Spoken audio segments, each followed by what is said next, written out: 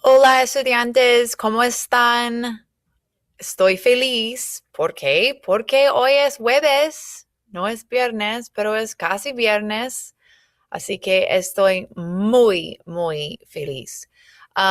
So I know you guys have expressed that you've had some concerns about some of the information that we've been going over in class. And so I am going to be giving you a little bit of a refresher on two things. Really taking the infinitive. We don't really use words like that a lot in the class, but taking that like I like to eat and making sure we can change to say I eat. And so that's what we're going to look at today is those two different structures and so that we can communicate better and actually say what we're thinking. Guys, let's talk about what I do. I know this has been a topic of struggle for us, and so we're going to check back over some things we've already done and hopefully clear up any concerns that you have. First of all, you have to decide what do you want to say. Do you want to tell me that you like to eat a lot? Or do you want to tell me that you eat a lot? And those are two very different statements. In English, we have this extra word like, and in Spanish as well.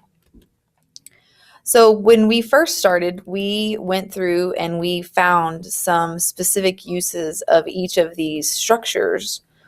And when you did this activity, you showed me that when you had me gusta, a certain word came after it, jugar.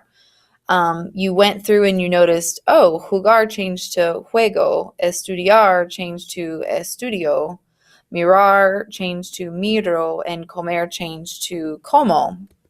And so on this activity that we were doing that day, we drew our attention to those specific details and we noted these particular four verbs. There were others, but we're just looking at those today.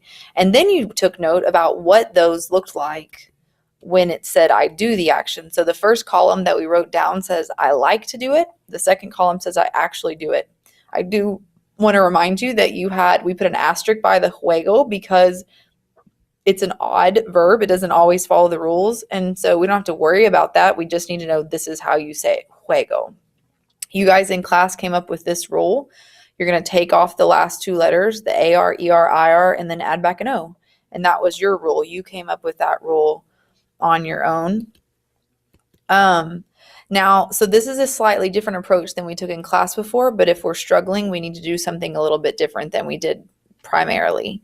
So we noted one, we have to change the verb. We can't just say yo caminar. So we're going to put the verb in that infinitive form. We don't use that often, but caminar is the infinitive form. Then you're going to take off those last two letters like you said. This is the rule you created.